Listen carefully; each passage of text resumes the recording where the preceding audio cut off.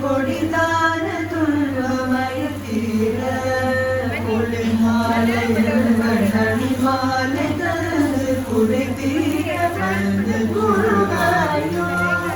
மணிமாலும் கையோர் மகிழ்ந்த வழிபாடு தந்த மணிகாட மலைவாக சிறந்த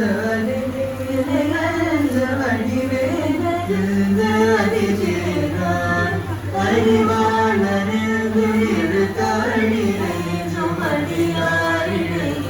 அலையோரி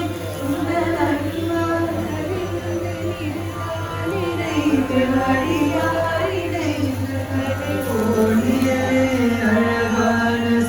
பொன்மையில் மீதமல்ல அழிவாயும்